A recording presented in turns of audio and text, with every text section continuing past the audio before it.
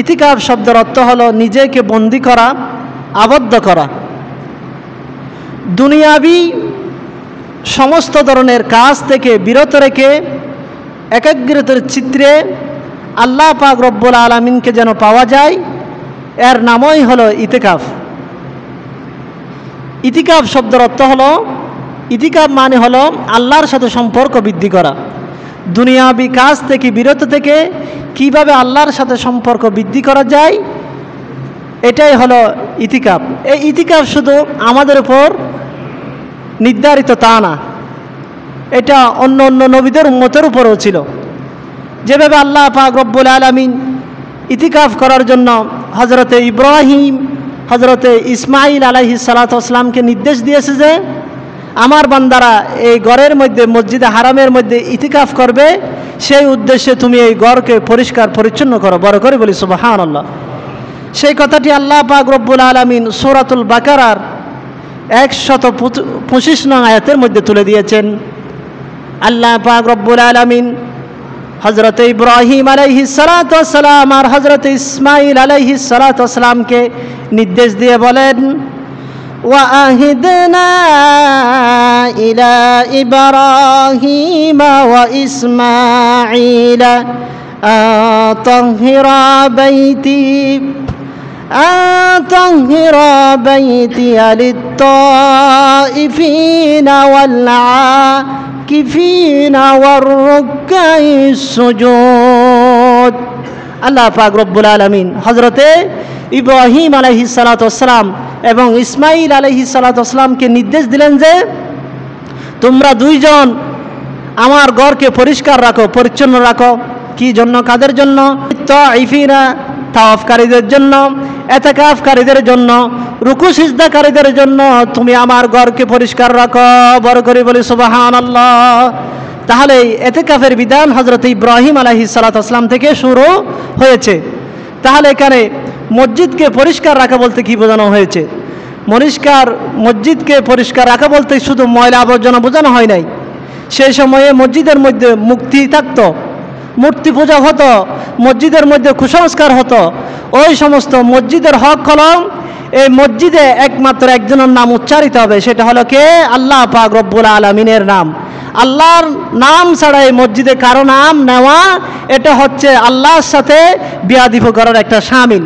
সেই জন্য আল্লাহ পাক রব্বুল আলামিন হযরতে ইব্রাহিম এবং ইসমাইল আলাইহিস সালাতু ওয়াস সালামকে এই ঘরকে পবিত্র রাখার জন্য কি দিয়েছেন? নির্দেশ দিয়েছেন। আরও আমরা জানতে পারি আল্লাহ পাক রব্বুল আলামিন আরও বলেন, তোমরা যখন ইতিকাফ করবে তখন স্ত্রী সহবাস থেকে বিরত থাকবে। আল্লাহ পাক রব্বুল আলামিন বলেন, ওয়ালা তুবাশিরুহুন্না ওয়া আনতুম আকিফুনা ফিল মাসাজিদ। তোমরা যখন মসজিদের মধ্যে ইতিকাফ করার জন্য লিপ্ত হবে তখন তোমরা স্ত্রী সহবাস থেকে কি থাকবে? বিরত থাকবে। আল্লাহ পাক রব্বুল আলামিন আরো বলেন, তিলকা হুদুদুল্লাহি ফালা তাকরাবুহা। এটা হলো আল্লাহ তাআলার নির্ধারিত সীমা, এই সীমা তোমরা অতিক্রম করো না। এই সীমা যদি তোমরা অতিক্রম করো তাহলে তোমরা গুনাহগার হবে। আল্লাহ পাক রব্বুল আলামিন আরো বলেন, কাযালিকা ইউবাইয়িনুল্লাহু আয়াতিহি লিন্নাসি লাআল্লাহুম ইয়াত্তাকুন। এই বিধান, এই আয়াত আমি তোমাদেরকে জানিয়ে দিলাম যে এই আয়াতের মাধ্যমে তোমরা মুত্তাকি হবে, তাকওয়াবান হবে। বড় করে বলি সুবহানাল্লাহ। তাহলে আমরা জানলাম যে ইতিকাফ এটা হযরতে ইব্রাহিম আলাইহিস সালাতু ওয়াস সালাম থেকে শুরু হয়েছে। এখন আমরা জানবো যে ইতিকাফ কয় প্রকার। ইতিকাফ হচ্ছে 3 প্রকার। বিষয়গুলো ভালো করে বুঝুন। ইতিকাফ হচ্ছে কয় প্রকার? 3 প্রকার। 1 নম্বরে ইতিকাফ হচ্ছে ওয়াজিব ইতিকাফ, 2 নম্বর হলো সুন্নত মুআক্কাদা, 3 নম্বর হলো মুস্তাহাব ইতিকাফ। তাহলে এখন ওয়াজিব ইতিকাফ কাকে বলে? ওয়াজিব ইতিকাফ হলো কোনো ব্যক্তি যদি মানত করে, কোনো ব্যক্তি মানত করলো যে আমার সন্তানের যদি এই চাকরিটা হলে তাহলে আমি 2 দিন ইতিকাফ থাকবো, এটা হলো ওয়াজিব ইতিকাফ। এটা কি ইতিকাফ? এটা পালন করা ওই ব্যক্তির জন্য ওয়াজিব হয়ে যায়। এর প্রমাণ কি? এর প্রমাণ হচ্ছে সহিহ বুখারীর 2032 নং হাদিস।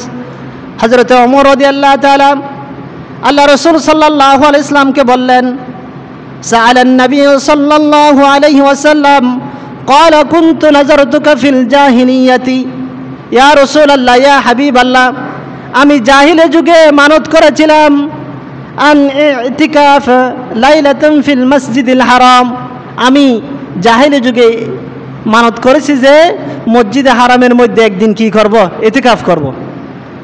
হযরত ওমর ফারুক রাদিয়াল্লাহু তাআলা মানত করলো যে আমি জাহিলি যুগে একদিন মসজিদে হারামের জন্য ইতিকাফ করার জন্য মানত করেছি। আল্লাহ রাসূল সাল্লাল্লাহু আলাইহি ওয়াসাল্লাম হযরতে ওমর ফারুককে বললেন, ফাআউফি বিনাজরিকা, তুমি তোমার ইতিকাফকে কি করো, পূরণ করো।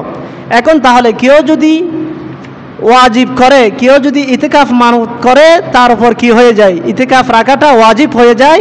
কিন্তু এই ওয়াজিব ইতিকাফের জন্য রোজা রাখতে হবে। কি রাখতে হবে? রোজা রাখতে হবে। রোজা ছাড়া ইতিকাফ হবে না, ওয়াজিব ইতিকাফ। এখন গেল, এটা হলো মানতের ইতিকাফ। 2 নম্বর হলো সুন্নতে মুআক্কাদা কিফায়া। এটা হচ্ছে ওই ইতিকাফ যে ইতিকাফ থেকে শুরু হয় এবং ঈদের চাঁদ উদিত পর্যন্ত এই ইতিকাফ করা হয়। এটাকে হচ্ছে সুন্নত ইতিকাফ। এটা সমাজের পক্ষ থেকে যদি কেউ আদায় না করে তাহলে সমাজের সবাই গুনাহগার হবে। যদি সবার পক্ষ থেকে যদি একজন আদায় করে তাহলে সবার পক্ষ থেকে আদায় কি হয়ে যাবে। এই ইতিকাফ করার জন্য আল্লাহ রাসূল সাল্লাল্লাহু আলাইহি ওয়াসাল্লাম গুরুত্ব দিয়েছেন। আল্লাহর হাবিব সাল্লাল্লাহু আলাইহি ওয়াসাল্লাম সহিহ বুখারীর 2026 নং হাদিসের মধ্যে বলেন, হযরতে মা আয়েশা রাদিয়াল্লাহু তাআলা আনহা বর্ণিত, তিনি বলেন, আন্নান নবী সাল্লাল্লাহু আলাইহি ওয়াসাল্লাম কানা ইয়াতাকিফুল আশরাল আওয়াখির মিন রমাদান। আল্লাহ রাসূল সাল্লাল্লাহু আলাইহি ওয়াসাল্লাম রমজান মাসের শেষ দশকের মধ্যে ইতিকাফ করতেন। বড় করে বলি সুবহানাল্লাহ। এবং এই ইতিকাফ হাত্তা তাওয়াফাহুল্লাহু, এবং মৃত্যুর আগ পর্যন্ত যতদিন বেঁচে ছিলেন আল্লাহ রাসূল সাল্লাল্লাহু আলাইহি ওয়াসাল্লাম রমজান মাসের শেষ দশকে কি করতেন, ইতিকাফ করতেন।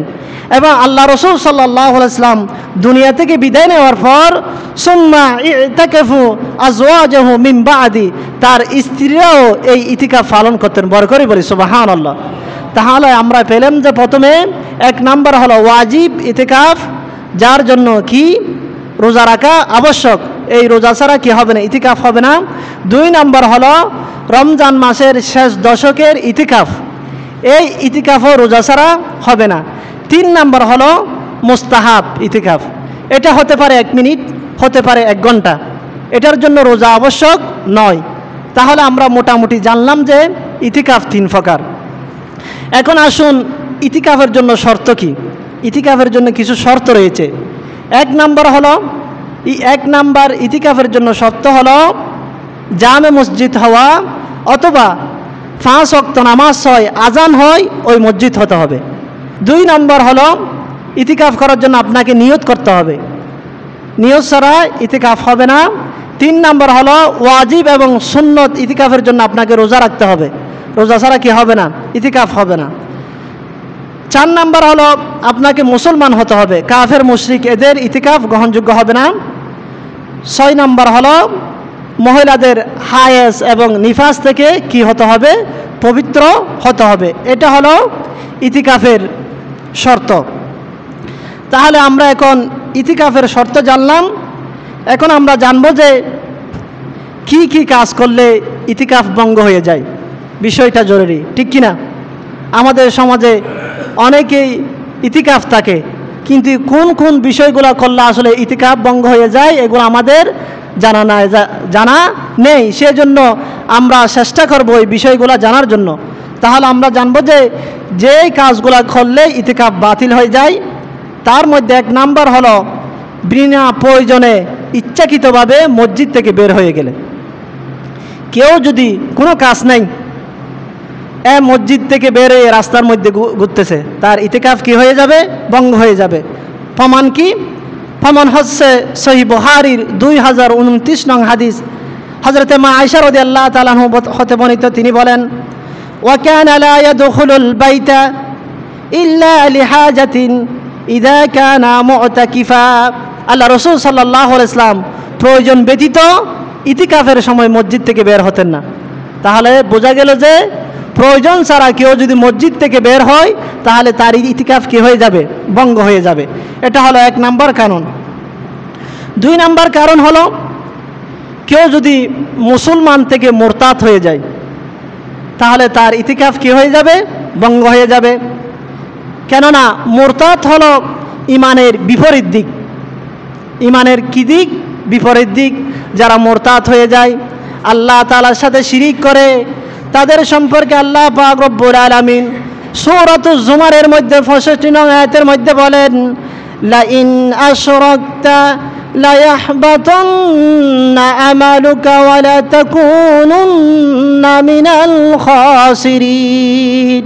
যারা আল্লাহ পাক রব্বুল আলামিনের সাথে শিরিক করবে, তাদের যত আমলনামা করুক না কেন, আল্লাহ পাক রব্বুল আলামিন সমস্ত আমলনামাকে বরবাদ করে দিবেন। ঠিক কিনা?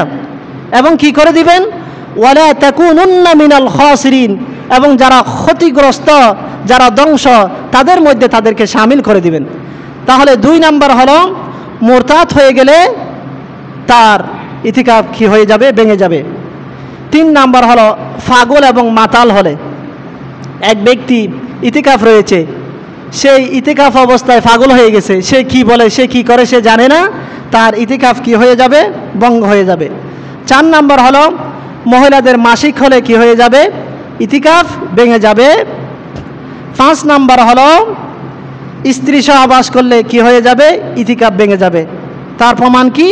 তার প্রমাণ হচ্ছে সূরাতুল বাকারার 187 নং আয়াতের মধ্যে আল্লাহ পাক রব্বুল আলামিন বলেন, ওয়ালা তুবাশিরুহুন্না ওয়া আনতুম আকিফুনা ফিল মাসাজিদ। আল্লাহ পাক রব্বুল আলামিন বলেন, তোমরা মসজিদে ইতিকাফ থাকা অবস্থায় তোমাদের স্ত্রীদের সাথে মিলিত হইও না। এটা হলো আল্লাহ তাআলার নির্দেশ। তাহলে আমরা বুঝলাম যে এই কাজগুলা করলে কি হয়ে যাবে? ইতিকাফ ভেঙে যাবে।